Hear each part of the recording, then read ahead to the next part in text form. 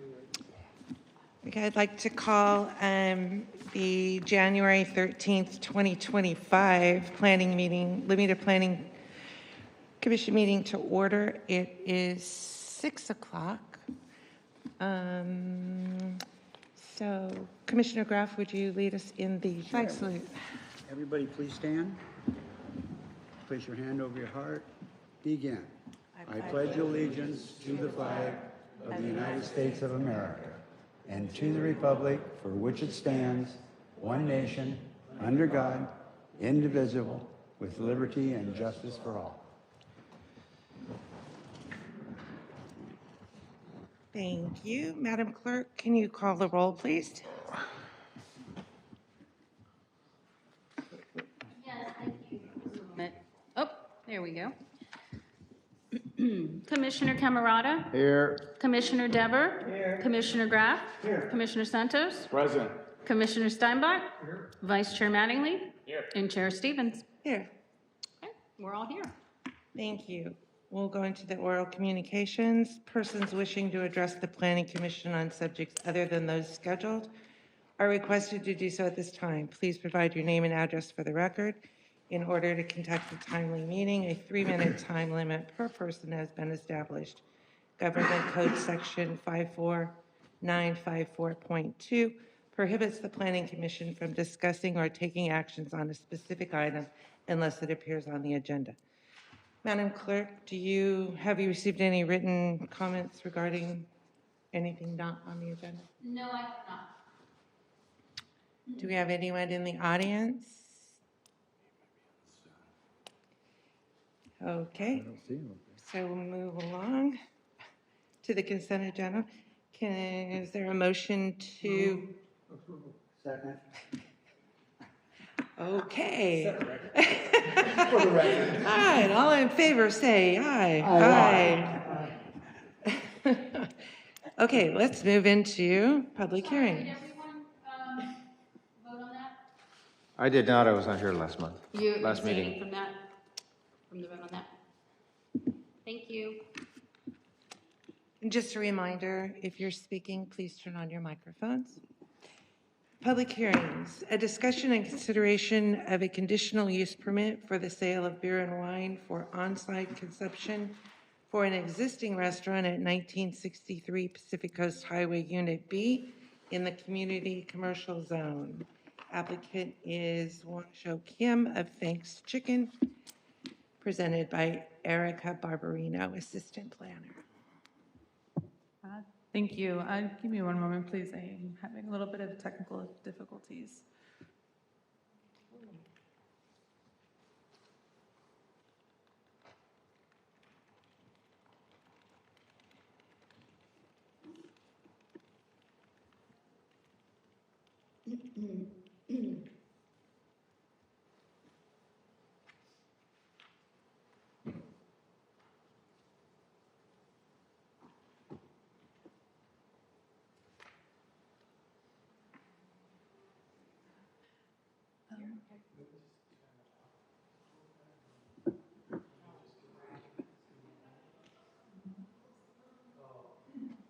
Then are you able to project from your screen?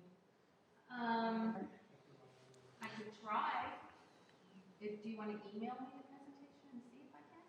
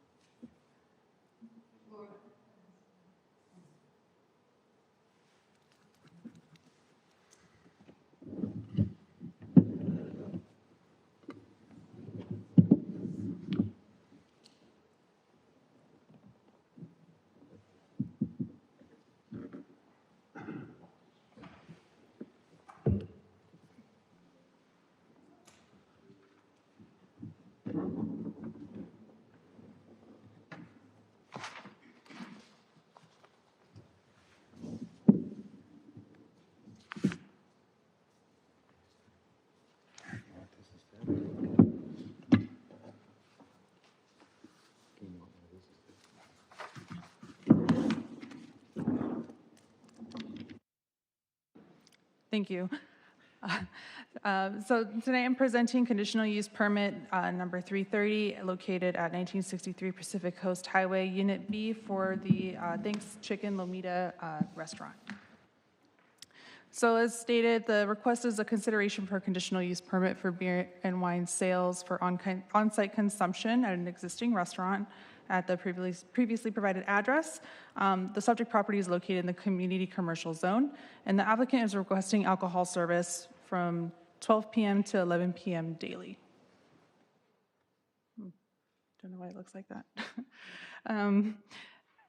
Second, the request is to allow the Community Economic Development Director to submit a public convenience or necessity for the sale of alcohol and to find the project exempt from CEQA.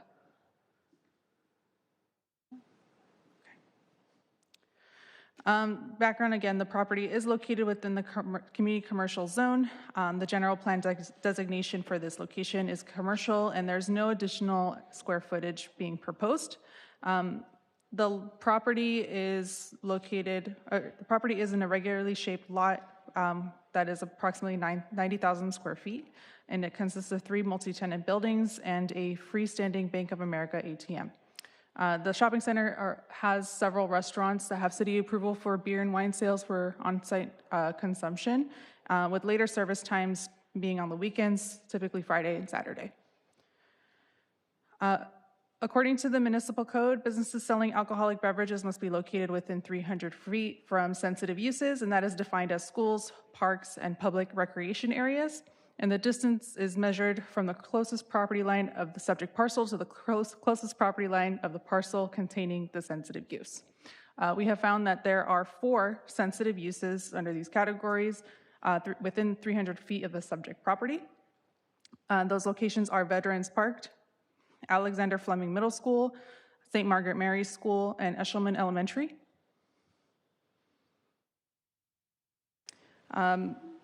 Here is a visual of where exactly those sensitive uses are located relative to the subject property. The applicant has provided us a site plan of the property, and blue is where the restaurant is. The blue box is where the restaurant is located. The applicant has also provided a floor plan.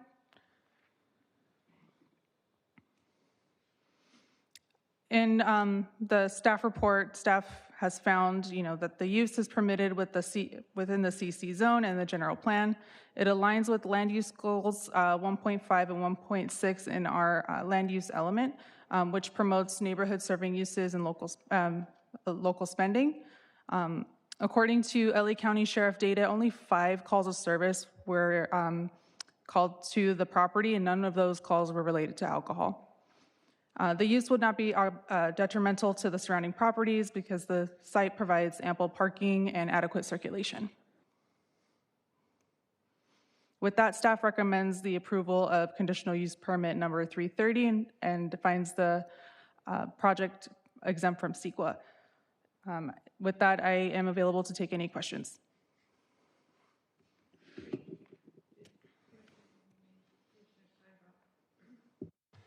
So the 300-foot rule, it's interesting how this falls because we have several restaurants in there. And if we go 300 foot from Veterans Park, that's from the back corner of the property. I mean, it's like 1,000 feet if you try to walk there. I don't know. I'm not complaining about it. I'm just saying, is there any standard that we have for judging the 300 foot? Because this is a property that houses multiple uses. It's the property that's 300 foot, not the use. I was always under the understanding it was the use. Yeah, I think this requirement is typical to other requirements in other cities. And it's never known whether the request is going to be from a shopping center like this one or from a property that only has one individual use. But the effects of the use extend beyond the perimeters of the building itself or where the use is going to be being requested, because there is parking and there's traffic and there's going to be, people walking in and out of the unit. And so, again, it is typical to, for other cities to have the requirement from property boundaries. But it's for you to assess whether those impacts are significant or if they can, if the use can still be approved in consideration of knowing that information. So you take that into consideration based on what the property is? Correct. And the question came up to me and I wasn't sure how to answer it. If you had a use that was not within 300 feet, but if it was within 300 foot, it would, just to say that this particular place was 500 feet away, but they had off-site parking that was within the 300 foot, would that come into consideration?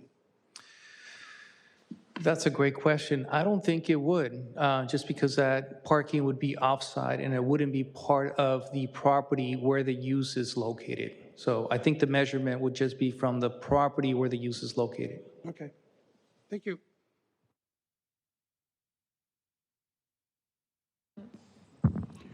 Could you put the slide back up that shows the actual property with the distances with, yeah, that. Can you blow that up? I Yeah. know it's flipped on, No, that's good. okay. I see what Bob is saying to Veterans Park, but if you go all the way up to where the actual restaurant is at, there's not a problem. And probably the same thing with regard to Fleming. St. Margaret Mary, and I don't know. But nonetheless, in theory, aren't there other establishments in that group of buildings there on that property that are serving beer and wine that are quite a bit, in some cases, closer to those, the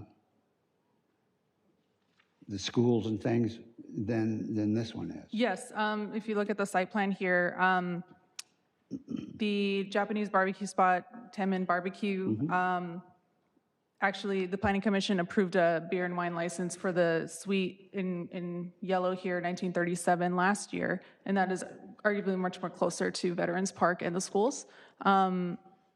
And in addition, Cavatina, Kubol, the Pho restaurant and the Chinese restaurant at the corner, they all have active beer and wine licenses here in the city. Thank you.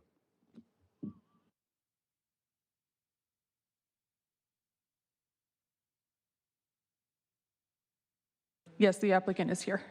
Did you want to speak on? I mean, he doesn't have to. Chair, Oh, you could come closer. Chair, are we opening the public hearing now? Oh, yes, I'm sorry. We'll now open the public hearing.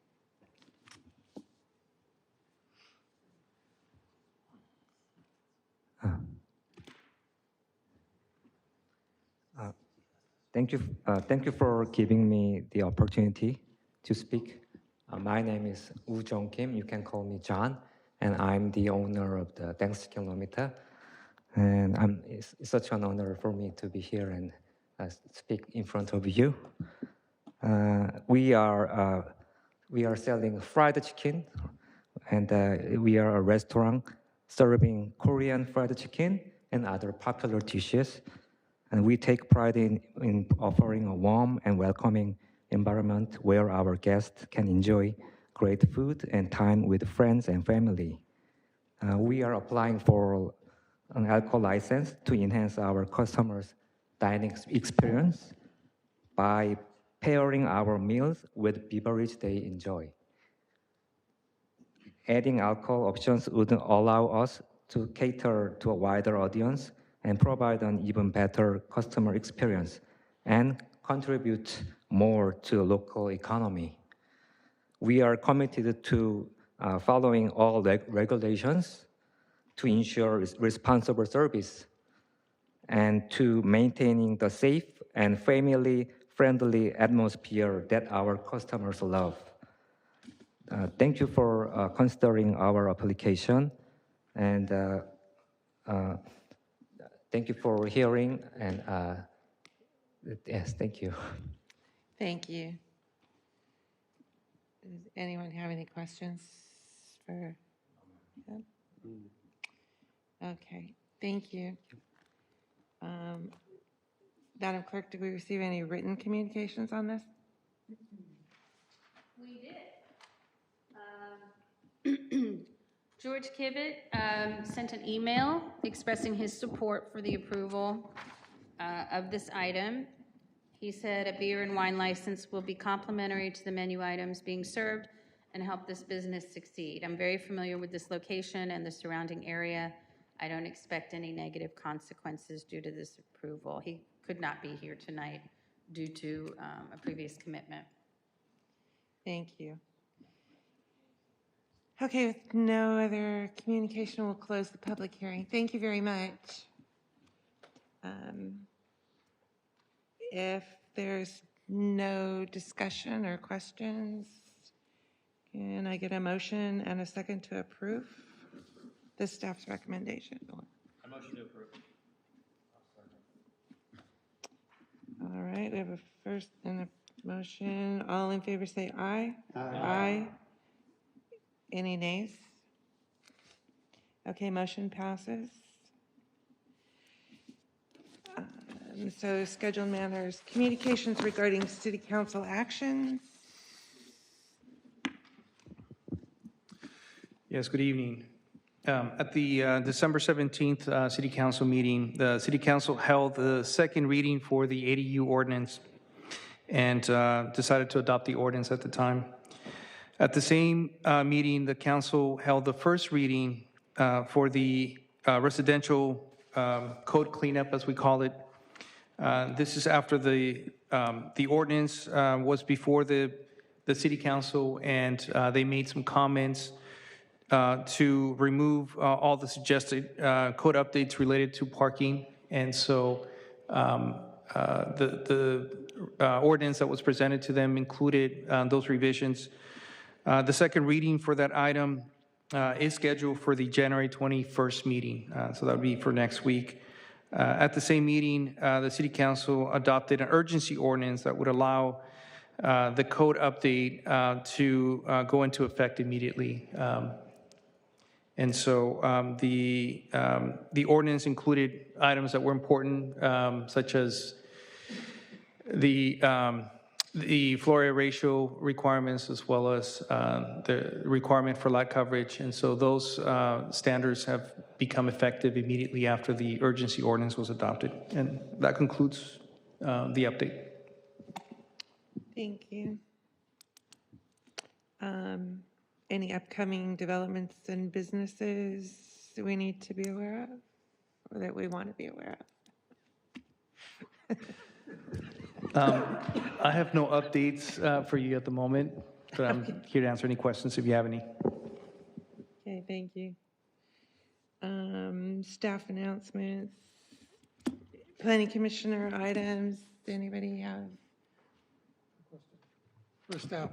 So what's the next big thing that we're looking at for us? We have quite a few things. In fact, we have a long list of code updates that we're working on right now.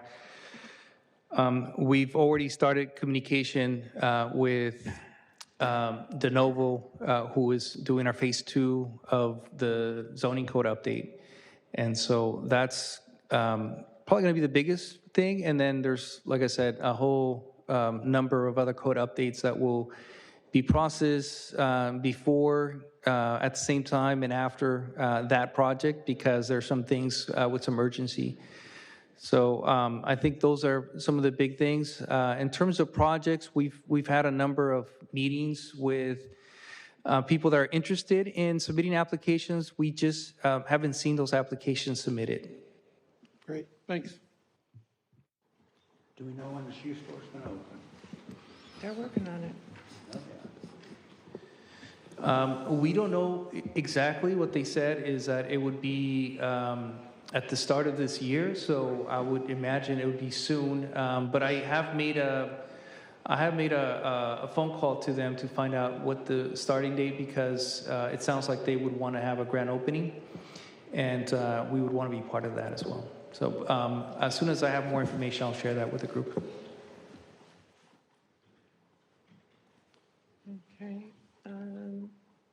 Do we have any idea when that zone, that the second phase of that zoning thing is coming to us, so we can kind of be on the lookout for it, or? That's going to take a few more months to work on, and so I think the plan was to bring that to you probably sometime in May, June. That's the hope, at least. But it's going to include a lot of smaller code updates, and then, like I was saying, there's a few other things we're working on. We have a long list of code updates and other things we want to work on. But yeah, that's kind of a rough estimate at this time. So it'll come to us in pieces? So phase 2 is going to come to you all at once, and phase 2 will likely include all the commercial development standards, and it would include some changes to definitions concerning different land uses and phrases in the commercial development standards, and then it will likely include some of the parking provisions to match the uses that we have in the permitted use table. So I think that's going to be the bulk of that code update. But there are, like I said, a number of other things that will likely come to you in pieces, and that's because they each will probably warrant their own discussion, and we would like to bring those to you and have sort of a separate conversation on each of those other items. Well, you mentioned phase 2, but phase 2 is a pretty big piece. That's correct. And don't you think it would be better if we could break that down into pieces, so we're looking at pieces like that rather than a lot of this all at one time? It will be a big piece, but our expectations is that it won't change much of what we have in our code. It would be similar to what we did with the residential standards, in that it clarified a few code updates and moved some things around, but didn't quite change the development standards that much. And so that's what the expectation is with the commercial standards. The things that I think will change, we do expect those to bring those to you separately. And just one other thing, when's the deadline for phase 2? Excuse me? The deadline for phase 2, as far as us having to, No deadline on there's no phase 2. deadline, we can take as long as we want? You can take as Awesome. long as you would like, and we can have multiple meetings on phase 2 if multiple meetings are required to have a full discussion on that item. Okay, thank you. Is there anything else? happening? One more thing. Our favorite subject, the bylaws. Yes, so that is an item we've been talking about, and there has been a lot of research that the city clerk had to do on that, and that research was finalized, and that information was provided to the city manager and I, just so that I guess the group understands, what we're calling bylaws is consists of it's a two-part question or issue. There's a planning commission bylaws, and that item can come to the planning commission at any time, and we can bring that item at the next meeting if you like. However, the bylaws are, for the most part, up to date. They do include the correct meeting time, and a lot of what's current is on those bylaw standards. Maybe I can just make that document available to the commission. But I think what was being requested was a change in the municipal code that currently restricts the commissioners to not miss more than 3 meetings. Otherwise, they would need to have their absences excused by the city council. And that's not part of the bylaws. Those are part of the planning commission requirements, but they're also part of other commissions' requirements. And so the idea was to have the city council look at that and decide what they wanted to do and whether they wanted to make more of a comprehensive change that would affect all the different commissions that have the same language. On that note, can I make a suggestion? I mean, this is just my personal opinion, but we all know that things happen, and I know that there's 3 misses, but to have a commissioner who basically volunteers their time to stand in front of city council at a city council meeting and have to justify why he missed or she missed the meeting, I think, is unfair. I think if they're gonna, if you're gonna have to go in front of the council, I think it should be done not in an open city council meeting, so that you can state publicly why it happened. I mean, I'm not gonna stand up in front of the whole city and say, well, I'm sorry, but my dog died and I couldn't make it. I mean, so just maybe if they could tweak that so that you're not publicly humiliated for, something that happened in life. Just my opinion. Great point. I mean, that was just my. Okay, so I guess if we have no other, did you have something to say? We're ready to adjourn. I'd like to make a motion to adjourn, and then are we ready to adjourn? That's what I'm asking. Does anybody else have anything else they want to bring up and discuss at this time? So I'd like to make a motion to adjourn in the memory of those people who have lost their lives in the recent fires, and to all those who have lost their homes in the recent fires as well.